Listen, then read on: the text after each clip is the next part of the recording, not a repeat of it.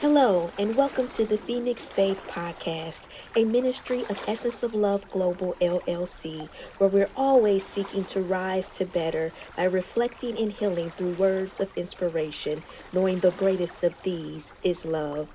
Enjoy this week's episode. Blessings, overcomers, and welcome to the Phoenix Faith Rising to Better podcast. I am Dr. Toya Booth, ready and willing to guide us on the journey to rise from the ashes of life's challenges to purposefully live the promise of abundant life in Jesus Christ. I am humbled by the Lord choosing me to share with you stories of faith on this journey of life we traverse together as believers and seekers. I pray that those who are seeking the Lord will receive the word that provides what they need to flourish in their faith.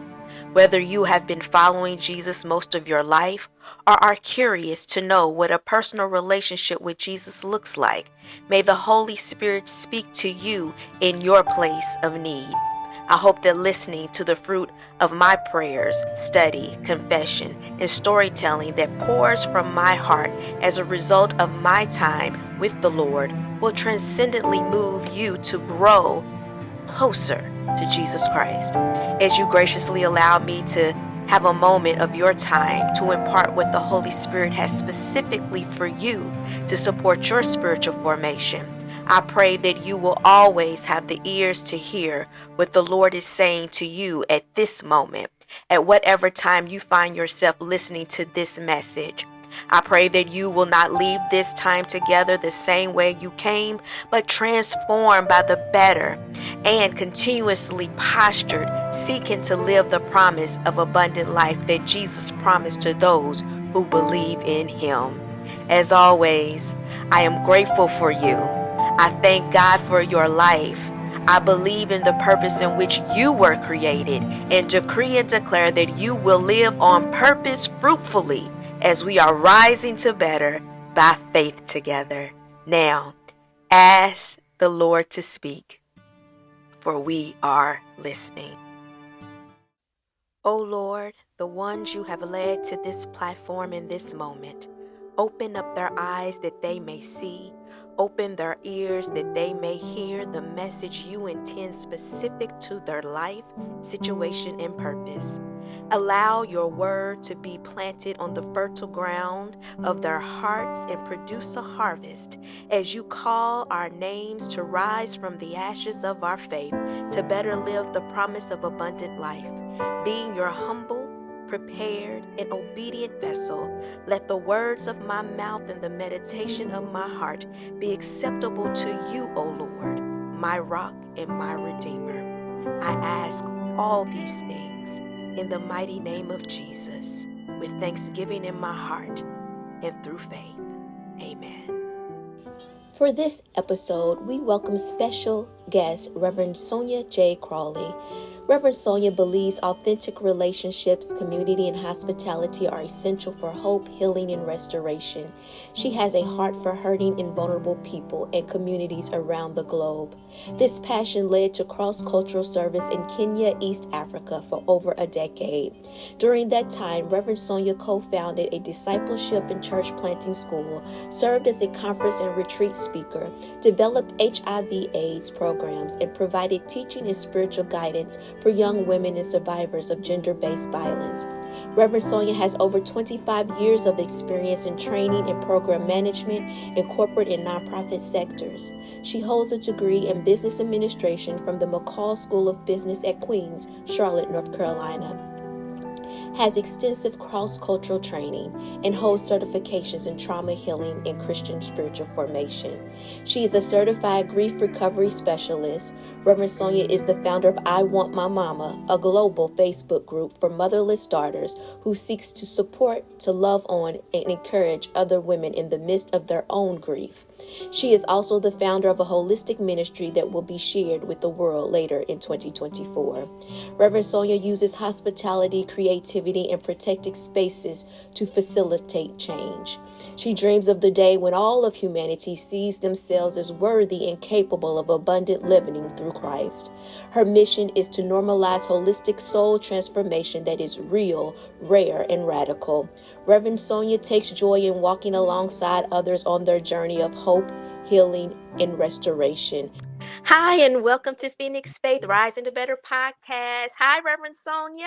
Hello, dear. How are you? I'm good. Welcome to the podcast and Thank welcome you. to our episode 12. And for being our guest, we are so grateful that you have joined us. Thank you so much, Dr. Booth. It's a pleasure to be here, and thank you so much for the invitation. Oh, it's my pleasure. I'm excited to have you here today. I am grateful for the knowledge and the insight and the experience that you have, which is Mm. global. And so I know that a lot of people here that will join us for this episode will be blessed by what you will share with us and what the Lord will give through you today. So thank you again for being here with us.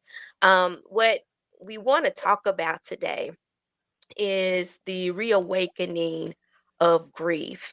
And I know when I reached out to you, I was sharing with you some experiences I have currently as the 11th anniversary of my mother's passing is coming and it's airing as this podcast airs, it will be on the day and date of the Mm. anniversary of her passing. So I was feeling a certain kind of way. Her birthday was a week or so ago, and then her passing is within that time frame in a couple of weeks. So it's a heavy couple of weeks of feelings, and it Mhm. could go one way or the other, depending how intentional or unintentional you are about what you're feeling during those times of remembrance. So I know as this special alignment for me is coming up, I don't know what it is, it's this 11th year, but on the day and date, um, this special alignment is stirring something up within me that I didn't expect. It's not Mm. necessarily new, but it is different. Mhm. And so I wanted to get ahead of it. And I know there's other people who are dealing with grief, whether it is fresh grief or it is someone that has been missing a loved one, whether it's their mother or someone else that they love over a period of time, over years. But I also know that you understand as well where I'm coming from. So I know that you were the perfect person. Plus, you have the study credential to speak on grief and counsel grief. So I know you have some insight that would be a blessing to those who may be going through this as well. So, one thing that I was thinking as I was sitting with this is having this biblical comfort, and in that, this in my spirit, I kept hearing from Psalms 27, and I picked particularly the message version of this scripture, Psalm 27 9 through 10, because it says, "You've always been right there for me. Don't turn your back on me now. Mhm. Don't throw me out. Don't Mm. abandon me. You've always kept the door open. My father and mother walked out and left me, but God Mm. took me in." Mm. And so I know that most of the time we have the familiar understanding, when my mother and father forsake me, the Lord took me in. Same scripture. But I Right. like the way it lays it out. It's like, don't leave me now. It's like I'm going through this, for me, like I'm missing my mother, I'm missing my loved one. Things are tough right now, Lord. I don't have my mother to turn to or my Mhm. loved one to turn to. Don't leave me now, you Mhm. know, take me in. And then also thinking of Jesus in his Sermon on the Mount with the Beatitudes. He said, "Blessed are those who mourn, for they are comforted." Mhm. So I know that Jesus is the answer. I do go into prayer, often worship, and I know that the joy of the Lord is my strength, but it does not negate the feelings that rise up. It doesn't take away the moments when you miss your loved one. And for me, coming upon that moment when my mother left us on this side and went to rest in the arms of the Lord. So there are some triggers, Mhm. if you will, that come up for us during time. I know there are some. for me during this time, and to be vulnerable and transparent. And I want to share that with those who are listening and who will be blessed by this moment if they come upon it. In this discussion that we'll have today, but this is a trigger for me. This anniversary, particularly, it coming on the same day and date of my Mm-hmm. mother's passing. So this again, this alignment is throwing this little stir in me that I'm trying to figure out, but I don't want to run from because I'm good at pressing things down and keep it going because I Right. got things to do. Nobody got time to sit around grieving, So it's like, no, you have to deal with this. And again, it took me a while to get through the season of grief, losing my mom like 11 years ago, and I'm just now getting to a place over the last few years where I recognize that I didn't really deal with it the way I needed it to. So I was like, I ain't got time to go back. But no, Mm-hmm. we need to face this, right? We need to deal with this. So there are some possible feelings that come up, that we need to address. It could be anger, anxiety, crying spells, depression, fatigue, lack of energy, guilt, loneliness, pain, sadness, difficulty sleeping, whatever it is that it is, right? Right. We Right. need to deal with facing those feelings. And what particularly came up that's been trending, as you may have Mm-hmm. seen on social media, is this conversation that Tyler Perry had with Oprah Winfrey on Oprah Daily that's been on social media. And when this woman asked a question and she begins to talk about how her mother recently died and then stops and begins crying and she apologizes. And Mm-hmm. he interjects and he basically tells her, oh, no, no, no, basically feel what you're feeling. And he basically, as I summarize it, he says grief is a very living thing and it visits at random. And then he Mm-hmm. goes and said, when it shows up, however it shows up, let it show up. So Right. Reverend Sonia, it shows up. It talk does. to talk to us, talk to me about facing these triggers and facing these feelings of grief, and when it shows up, letting it show up, and how we are to process it through your experience and your insight and perspective, from a professional perspective, but also as a human one, because that's Mm-hmm. that's who you are, a human being. Imagine, huh? I'll even go back to the night, like the first 15 minutes of when my mom passed. I remember calling my pastor and him getting on the phone. And these words I have shared with so many other people, and I tell folks all the time, I think this saved my life, and it also saved the relationship between me and my dad and some other family members. And what he said to me was, your grief journey is your grief. Like in this moment, 15 to 30 minutes after my mom passed, he said, your grief is your grief. And as close as you and your dad are, um, your grief is very different, and the two of you will grieve very different. And over the next couple of weeks, people are going to descend upon your home and some of the most ungodly hours and times.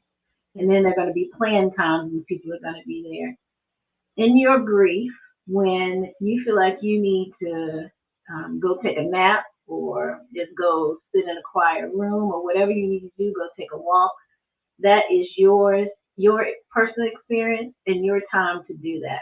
Mm, Do not feel obligated to stand and make an announcement. Do not feel obligated to stand and excuse yourself or to excuse yourself at all. Go do what's best for you in that moment and give yourself that permission and your dad that same permission. And I was just like, I mean, at the moment, those were just like words because it mm-hmm. was so soon, but literally within probably not even 24 hours of him saying that, I was repeating those same words. He said, and tell your dad the same. So I went and tried as verbatim as I could to tell him what my pastor said. And that freed the both of us. That very night, dad was able to just like get up and go. He looked, we had like look at me and I would look at him and he would look at me. It's like that look, like Mm-hmm. your mom used to give you when you were in trouble. But Yeah. Dad and I had that look like I'm going now, and he just left, and it was so freeing, and we still talk about that. Mm, Um, And so even now, I try to be very intentional about feeling all the feels in that moment. And it took me some time. And it worked that night and in the coming week, what my pastor said helped and worked. But then there were times when I didn't do that. I felt like I had Mm, to, like the lady on Oprah Winfrey, I had to mm, apologize for the tears or apologize for being sad or apologize for not wanting to be around people. mm. And I had to get to the point where that was something that I feel that I no longer felt obligated to do. And so I don't feel that any way anymore. And I try very hard to share that experience with others, knowing that it's going to take time. Yeah. And not time from the perspective we always hear people say time heal all wounds. That is a lie. Mm, We have different responses to certain things, but it's not necessarily that the time has healed that that grief because it's a heart wound, yeah.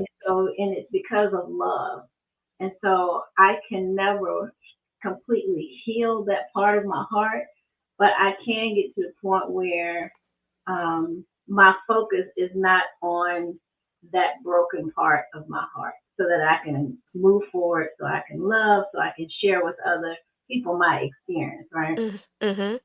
So I've gotten to that point now where I just can sit with those feelings. I was telling you earlier that just last week I was having a moment uh, Mhm. with something in my personal life, and I was sitting here at my desk, and I was just like, if only I could talk to my mom. Yeah. I looked up and her picture is on the wall and the bottom fell out. So that triggered me. Mhm. Mhm. It was a good thing because it was like, oh, in the end, it was a good thing. So I'm like, Mhm. okay, mom is saying, I'm here. You can still talk to me. I'm here. Yeah. But at the same time, it was a trigger because I was like, oh, I wish mom was here. I want my mama. And she's not Mm, here. mhm. And then I saw a picture and got really emotional, but at the same time, it was comforting.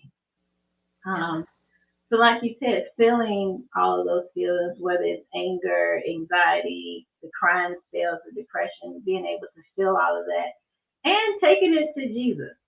Like, Yes. He can handle all of that. All He of it. can handle our anger and our crying spells and our loneliness and pain. And that's exactly what He wants us to do. He wants us to bring all of those things to Him. And Mhm. then those who we're in community with too, we like you and I, we can share these moments. And I have other friends and acquaintances Mhm. who have, like we like to say, our motherless daughters, right? Yeah.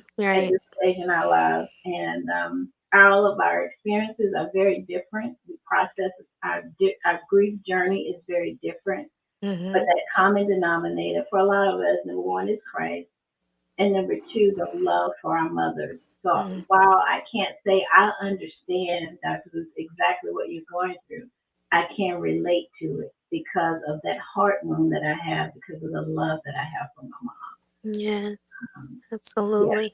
yeah. And I mean, and I know people have different relationships with their Mm-hmm. mother if they had one at all, and there's still this grieving that can happen for each of us in different ways, whether it's males or females. I know we like to specialize and we talk a lot, and we gather a lot as women, but I Mm-hmm. know there are some men that really have a hard time in grieving their mother as well, or any loved one.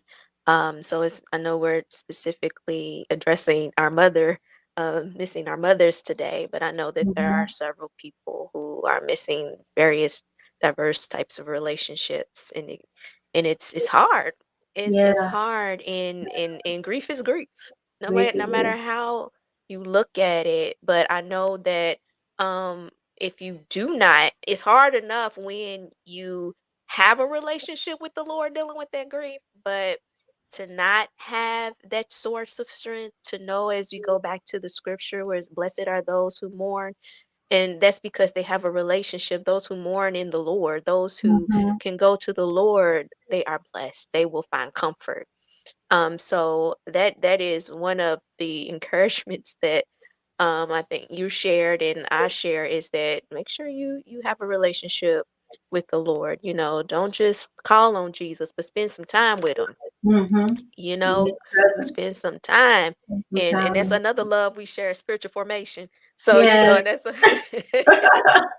is to be spiritually formed and to know Mhm. and to practice those spiritual disciplines, and to make sure not just when crisis shows up, but be prepared in your Mhm. daily life to have that prayer and that study and that meditation and all the different things, so that when that adversity or those times of grief show up, you know how to go and when to go and where to go, Mhm. and to process it all. But it's a very real thing, but we cannot.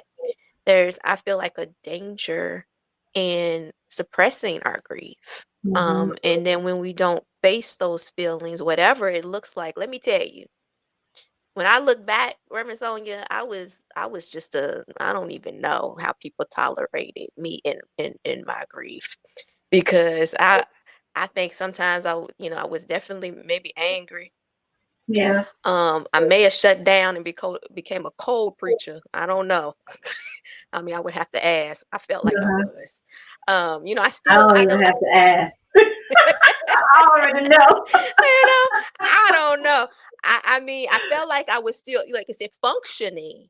Right. Probably still in God's grace, right? Mhm. Is there's an anointing to still do the work and to still minister. But boy, on that side, like, I don't feel like talking today. I don't want to see nobody Mhm. today. I got, and like you say, just needing to process it. And sometimes I don't think we give each other the grace to, like you said, like your pastor so graciously told you in the room, to grieve. Mhm. Some people, like, you should be over it, or you shouldn't still be feeling that way, or life goes on. People say some crazy things to people who are grieving. So I don't know what you think about think about all of that, but I just know, from a personal perspective, some things that were said to me, because a Mhm. lot of people, especially when you in the ministry, people think you have it all together and you post. I don't know what people think, but it's not that we're not human. Right. We Right. are human beings like everyone else. So just that little side note there. But it's very important that no matter who you are, or what your experience is, people need that compassion, they need that understanding, and they need that freedom to Mhm. grieve in however way that grief wave comes. Yeah. And you're right that there are so many misconceptions and misinformation about grief in general, and thinking that it's supposed to happen um, at a certain time. There's a start and stop point, and that it's a straight line when it Mhm. really. And even people say, it's the wave. But what I like to do is, um, this is how when people ask me about grief, Mhm. I normally just get a piece of paper and do something like that. Mhm. Mhm. Mhm. Right. Because it's not, All over. Yeah. yeah, it's not a straight line. And there are ebbs and flows, but a lot of times it's just all over the place. Mhm. And recognizing that we cannot grieve alone. We should not grieve alone. We should grieve Mhm. in community Yeah. with others, like-minded grievers, right? Yeah. People Right. can again, they can't say, oh, no one should say, I understand how you feel, but I can relate to what Mhm. you're going through instead, Mhm. as a way to come into community together and to love on one another. You mentioned, we're talking about grief from the perspective of losing our mothers for the most part here today, Mhm. but there are 40 plus different types of losses that people grieve from divorce, from losing a child, from losing a pet, from moving from one place to another, changing schools, going to school, leaving home, empty nesters. I mean, Mm-hmm. there's a plethora, there's a long list of loss that we process in our lifetime in different ways. But when you're dealing with the grief of a loved one, that is normally the topic that we talk most about Mm-hmm. from a human perspective, because it's something like my mom used to always say this in different circumstances. She would say something to me, and I'm, kind of look at her with a side eye, and she would always say, keep living, Yep. right? Yep. And so for those who have not experienced, all of us have experienced some type of grief. I would not be afraid to say Absolutely. whether we Absolutely. recognize it or not. Right. Right. We experience some type of grief.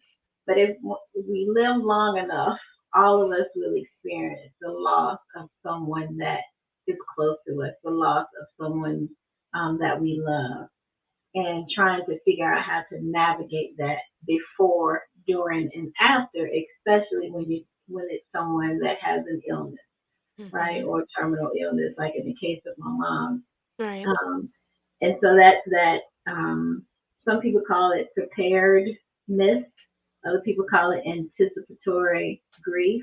Mm-hmm. Um, and so understanding that grief doesn't begin when the person passes.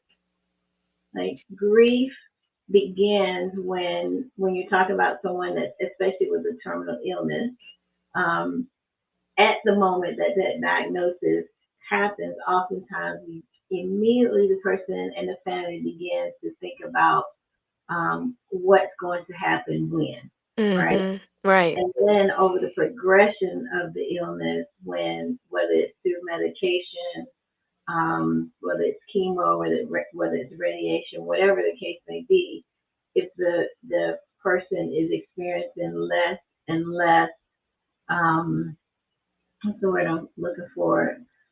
Their quality of life is decreasing on a Okay. consistent basis, or even all of a sudden. Mm-hmm.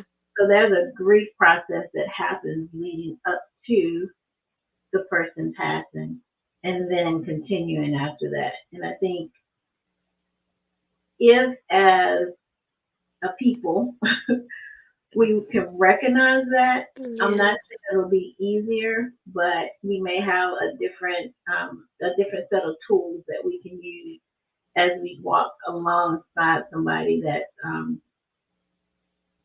as we walk along someone that is going to pass, or if we're a friend or a family member that's walking along someone else that's dealing with a progression of grief leading up Mm-hmm. to death or loss.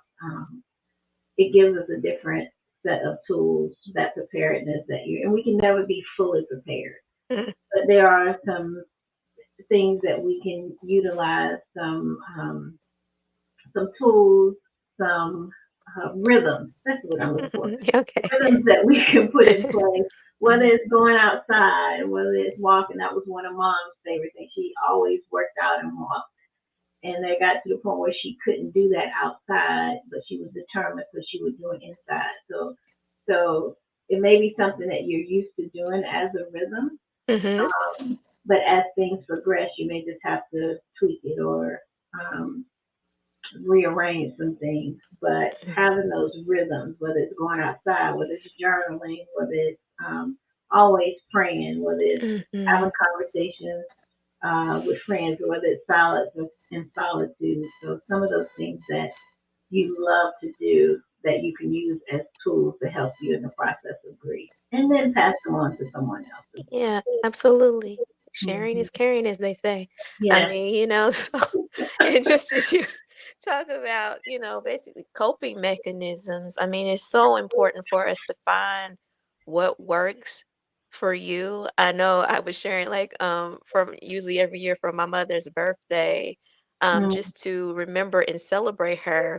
I'm like, "Ma, what you wanna do this year?" And right. so I'll take her out, like, "You wanna go shopping? You wanna go out to eat? You wanna go to our movie?" Now, some people may think I'm crazy, But for me, For it you. helps, right? That's my thing because number one, I believe that our loved ones want to be remembered. Number Mhm. one.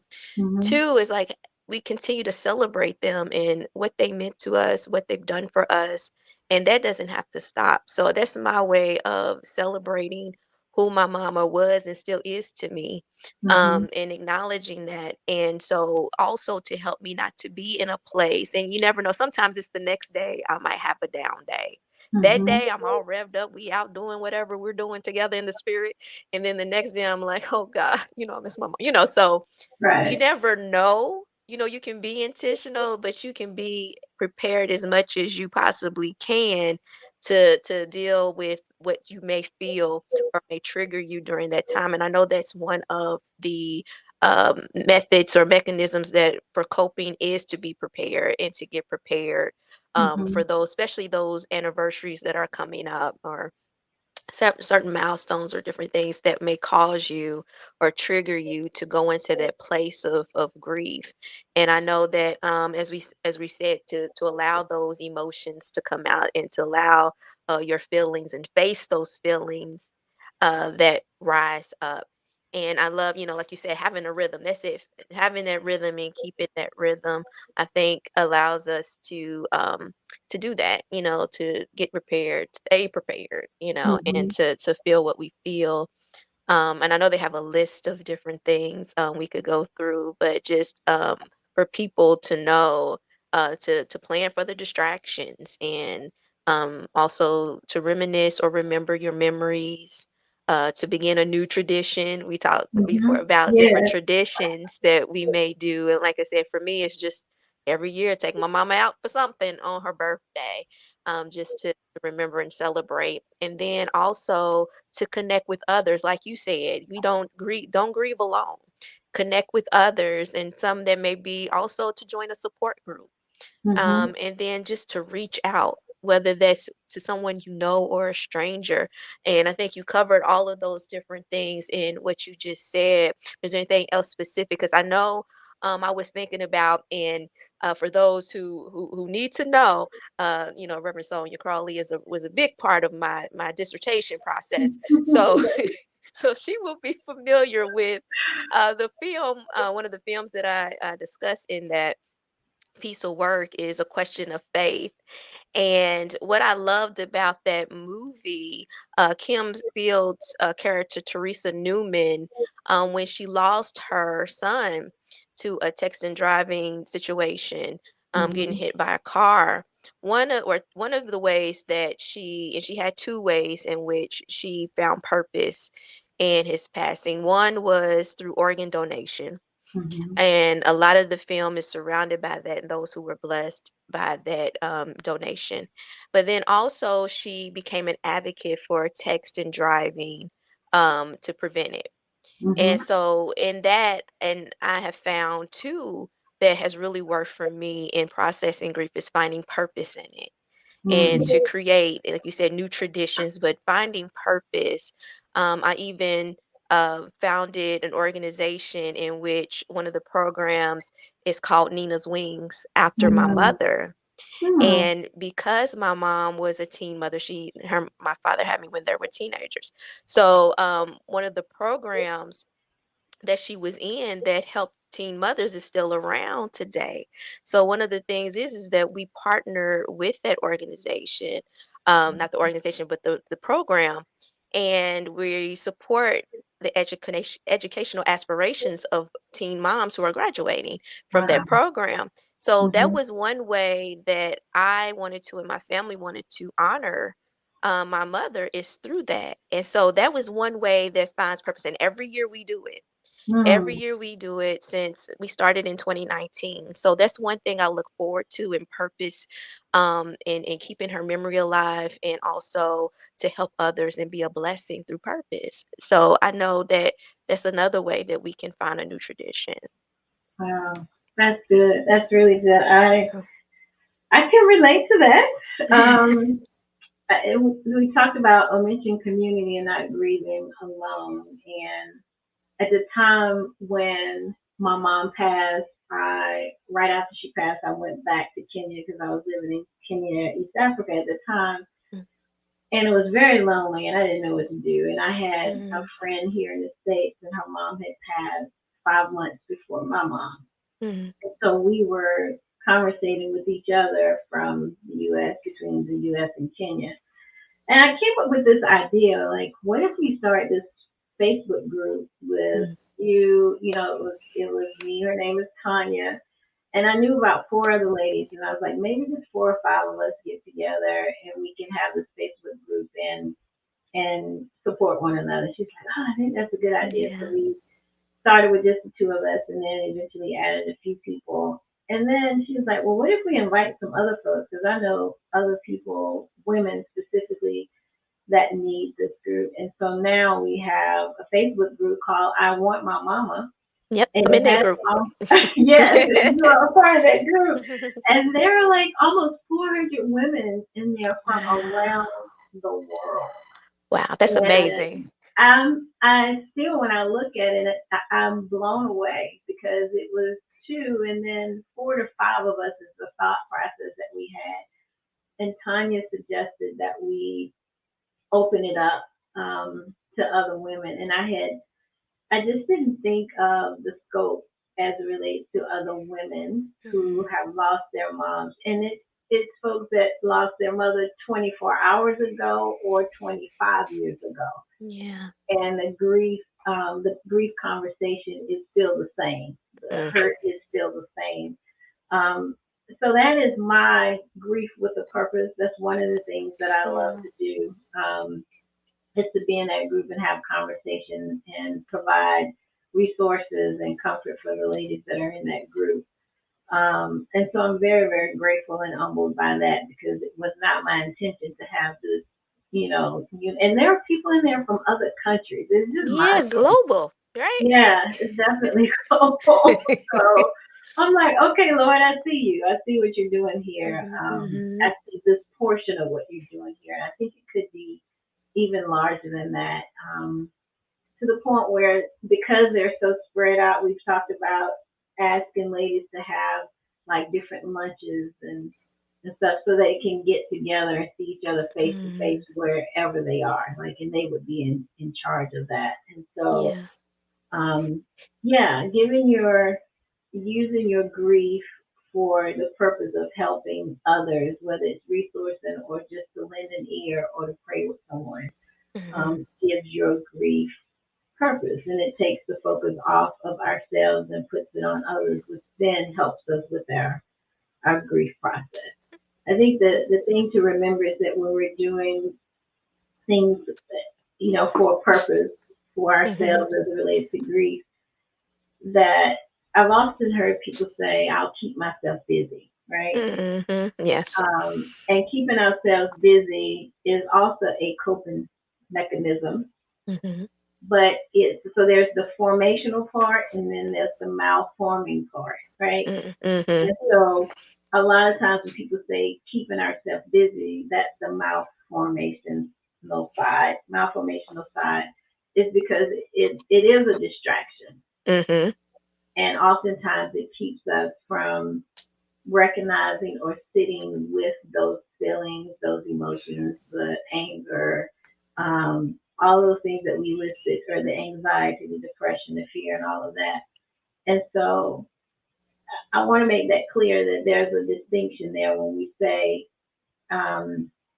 like I think you said, prepare for the distraction, mm, right? mhm, right. So that's important. So to Mm, prepare for the distraction. So some of the things um, what are some of the things what are my defaults? yeah, When I'm yeah, uncomfortable, what are my defaults? Like, in Tyler Perry's documentary that we mentioned, it's, yeah. what was it? Um, Maxine's Baby. yeah, mhm, And he talked about when his mom passed, he began to drink mhm, heavily, right? mhm, right. And so is that your default? Like, I'm just having a glass of wine, and then it Mhm, turns into two a night, and then it turns into every night. Kind of like what many people experience doing. COVID, during the Mm-hmm. pandemic. And so we can easily pick up habits that could be recreational initially, but then Mm-hmm. it becomes a coping mechanism of dealing with grief. And so Right. recognizing what our default behaviors or responses are in the midst of grief as Mm-hmm. well. Um, That's good. yeah, yeah. Yeah. I don't even know. When I look back, I'm like maybe like some people may work too much, like become workaholic, right? Some Hmm. it may look like in the form of sleeping too much. And like, there's a time to rest and then there's a time that we just trying to avoid some things, right? So it can Hmm. look like something for everybody, but like Tyler Perry said, in that trending video, it's grief was still waiting. He just waiting for you to Yes, finish. Whatever exactly. whatever your default is, The just wait for you alcohol to get wears over that. off. Exactly. It'll still be there waiting for you to deal with it. So Yeah, let's face it sooner alive. than later. Hmm. Yeah. Alive and in technicolor is what I always say. It comes back, and then a lot of times it comes back even stronger once I that know. whatever it is wears off. It's like we have numbed Yeah. um, the grief. That's the word I was looking for. So Mm-hmm. we're looking for ways to numb what Mm-hmm. we're actually going through or mask it so it doesn't, oh, this is not a big deal, or nah, I'm over it, you know. Mm-hmm. But then when whatever that thing or person is that when Mm-hmm. they wear off, or when that Yeah. situation wears off, then you're back to where, and then that's compounded grief because then it can add guilt, it can add shame Mm-hmm. on top of the grief that you're dealing with from the loss of the individual. Mm-hmm. So Yeah. yeah, Yeah, and you're talking about even compounded and complicated grief. It's like all those different things. And it's like I know at a period of time for my family, it's like we thought we was giving over one moment of grief, and then there was another one, and then there was another one, and there was another one. It's like we couldn't catch a break. It's like, hmm, and so I know for some people have those experiences where they have a loss and then here comes another one, like within a short amount of time and it's consistent. Or you have family members who all are together, god forbid, in a car accident, and they're all in the car, and there was a yeah, circumstances like that, and it's like, how do you handle such levels of grief? I mean, it's hmm, enough when there's one you're dealing with, but when hmm, you have to deal with multiple at the same time or in a short amount of time, it's like, how do we endure? Like, how do we endure such heaviness and such, dark of cloudness that comes over us that we don't seem to get out from under? hmm, yeah. That's yeah, and it, grief, like I said earlier, it doesn't have a like an expiration date on it. Mhm, mhm, mhm. So it's like, how long is long enough? Like, how long is long enough? And Yeah. my answer to that is however long you need, and realizing that to involve others in community, and a lot of times your community may need to be a therapist, and along with a friend, along with your church, along with a grief recovery specialist. So your tribe, I like to say your tribe, like who's your Mhm, tribe, and mhm, prepare your tribe now before a crisis hit or before this, grief situation hit. Like mhm, who's your tribe now that can speak into your life and say, I know grief doesn't have an expiration date on it. However, you've been in the bed for the last, you know, however many mhm. months. Right. And I think it's really time for us to get you some different resources. Like, do you have someone in your circle that can speak into your life? And Mhm. that way, or come drag you out. Yeah, Like, all right, right. this is it. Um, what was that movie? A Family That Prayed. Yeah. And when she was in her room with the curtains pulled, and she said, Yeah. just flung all the Open curtains up, yeah. open. It's like, get your bag, get up, pack your bag. I'm going with you. Here, get on the road. So you Yeah. have someone like that that can say, all right, we need to at least get, and my sister does it. All right, it's time Mhm. to get out of the house. You know, Yeah. I know the first is not, the day that you want to go anywhere this time because my mom passed on New Year's Day. Mm. Like, I think we should get out of the house. And it's not beating up on the person, saying, all Mhm. right, you've been Mhm. down long enough. I think you need to get over it. Let's get out of the house. It's not that type of tone. Right. It's really, like you said, empathy and then that compassion Mhm. of really wanting to help someone get out of their stuckness. Right. And what I can do to play a part in that, and that is to encourage someone to encouragement or a little push Mhm. um, to hopefully get them moving. But there has to be a trusted relationship in order for that to happen as Absolutely. That's the key right there. Is well. Mhm. that is so important. Reverend Sonia, that right there. It's like that trust because when you trust that people care for you, Mhm. Mhm. trust that people love you and they have their best interest in at heart for you, then it makes all the difference. I've encountered, like I said, some people will say some things to you Right. during your times of grief, like you said, Mhm. leading up to the moments, and then when the moments come, and I've been baffled by the audacity of the things that come out of some people's mouths to Right. people in grief. I'm like, come on. Mhm. But like you said, but I've had, and there's times, even if it's true, like you said, even if I do need to come out of a space, there's a love and tenderness, even if it's a boldness that comes and drags me out.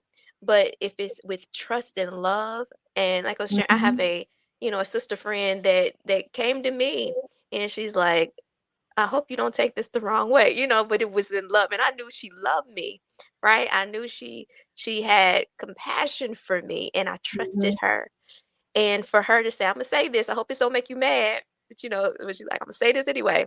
But looked at me and was able to say, Toya, when your mother passed, was a part of you that died with her. And because I wasn't living my life, and I know my Mhm. mother wanted me, she gave me life. I know she wanted me to live my life. I Right. know she told me that. One of the last things she told me is like, you stay and you do what you do. In other words, you live your life Mhm. and you do what you do best. And but I stopped and I didn't want to. It's not that I intentionally did it, but it was something like when that umbilical cord, you know, Yeah. like was completely severed. It's Severed. like that part of me that didn't realize that life that connected us took something away from me. So I didn't know, but it did have to take somebody who loved me, who had compassion for me, who saw me, Mhm. and that I trusted to say, look, now it's been a while, Mhm. and you're not living, Right. and we gonna need you to come back, right? So you so right about that, but that trust, because I've had some, like I said, some other people in my ear that I really wanted, like I said, just leave, Jesus. I'm gonna sit you over here to the side for a minute. I'm gonna come right back in. Right. I'll be back. I'm going. It's gonna cause some repenting too when I return, but Exactly. but but thank God for his grace and mercy and his Amen. compassion for us in the process. But yeah, it makes a huge difference in how we approach people and how we deal with people, but also having that community to be able Mhm. to go to that we can trust. So Yes. that is so vital. That is so important. And Reverend Sonia, I know I would keep you here all day, and I know I have to let you go. But I want you to share your final thoughts with everyone. This has really blessed me. I thank you so much for sharing this time with me and enlightening me and giving me what I need for the journey, because I know it's continuous, and I know I've invited people to the I Miss My Mama group. Mhm. You And have quite a few. I was like, Thank I'll be you. recruiting, but we all need it. It's like whatever Mhm. the to the smallest things to the greatest things can make all the difference for somebody. And Right. so I want you to have your final words on whatever it is that you feel and I know the Lord has put on your heart to share with those who are listening. Yeah, thank you. This has been food for my soul as well. Mhm. I was mentioning earlier that I was thinking you're gonna talk about what, when, why, and that's today. Like, oh Lord.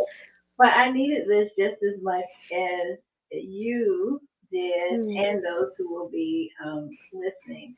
I think one of the things, just based on what you just said, is that is most helpful is being vulnerable and transparent to people Mhm. that love you and people that you trust. Yeah. Like to have someone to speak into your life in that way. And one of the things that I tell people when they ask me about my grief process, I had a lot of compounded grief from my mom and then moving back to the States and not wanting to be here, and then a Mhm. relationship that ended after moving back to so there was a lot of compounded grief Mhm. that I was dealing with too. So I tell people all the time that a part of me died on the vine, like Mhm. literally a part of me died on the vine. And just like you, my mom actually left me like 8 journals. And just like Mhm. you, in the front of every journal, she wrote the word, live your life, baby girl. Mm. And so I kept reading those words and like hearing my mom's voice, but did not have the energy to live. Mhm. I was existing, I was coping, I was coasting, but I wasn't living. And I Right. mentioned to you earlier that I think last year I really exhaled for the first time as a Mhm. result of grief from my mom and then other things that I was grieving. And so being able to say that out loud to people that are not gonna say, "Oh my gosh, that was 7 years. What were you doing for 7 years?" Mhm. Or um, for people that, like you said earlier, that actually could see me and listen Mhm. to what I had to say and possibly allow my experience, to help them or someone else they know. Like living your life of ambiguity like it's golden because I was clueless. I didn't know what I was doing. I just knew Right. I was hurt and my heart was broken. Mm. And I just had to do what I needed to do to survive from day to day. Yeah. Just last year, I feel like I'm just living. So being able to say that out loud Mm. in good company that you Yeah. trust Mhm. and someone that's just going to listen. Like you want to be around people that do not feel like they have to provide the answer for you, Right. right? I just need you to be like a ministry of presence right now and Mhm. a listening ear. Um, I think that the biggest piece of advice I would give folks is if you're supporting someone that's grieving, is to listen. Yeah. Don't try to fix it. Don't try to solve it. Don't give them a book every 6 months or Right. whatever. Mhm. Give them a journal and a nice pen and just let them be. Yeah. Um, and then love them enough to speak into their lives and to pay attention while Mm. you're listening, though, but pay attention to what's being said and what's not being said. And then offer help where help is asked for and then where help is actually needed. Yeah. And that all happens through prayer. Um, and it's okay to be angry with God. He can handle Yes. it. Like he can literally handle us being angry with him. We don't know how people feel, so don't tell Mhm. somebody you know how. I know how you feel. No, you don't. Mhm. You can relate, but I don't know Mhm. how that person feels. There's a list of statements that people may like you that can make, like you said, that they mean well for the most part, Mhm. but I'm just like, no. Like, so an example would be, they're in a better place. No, Mm. the better place would be for them to be here with me, right? Yeah. Yeah. That's the better Yeah. place. That's how I feel. Yeah. Yeah, the better place for me would be for my mom to be here with me, not sick. Like that would be Mhm. a better place, right? Mhm. Mhm. And I know what people mean when they say that, but it's just Mhm. not helpful when someone Right. is grieving. Right. So the last piece of advice that I would give would be to press pause and really think, would this be helpful to me if somebody said it to me? Mhm. Because if it's That's not good. helpful to me, then 9 times out of 10 in the midst of grief, it's not going to be helpful to someone else. It's true. So attempt to put ourselves in others' shoes as much as we can. Empathy, compassion, um, listening. I heard someone else, I think they were talking about leadership, describe empathy as the awareness piece, but the compassion part is doing something about it. So we can have Mm. empathy all day. So we can be aware, like, I know that so and so is grieving, Mm. but what am I supposed to do about it? So what grace, what um, compassion am I supposed to display or share with them right Mm. now, through prayer or whatever resource it is? Um, so yeah, that's that. I think that's the biggest thing, and then Mhm. Mhm. listening in silence. Yeah, in silence. Exactly. And I know that can be hard for some people. Exactly. I know. I tell you, Reverend Sonia, it was like I had read the book of Job several times, but this one particular time is I believe was God breaking me out of that, as you said, that grief that had been prolonged for years. Mhm. And again, it was is Job is a good book, I believe, for those who are going through and trying to find understanding. But by the time I read it this final time, um, I tell you, I came out of that delivered, and I said, I know nothing. I know nothing. I'm saying nothing.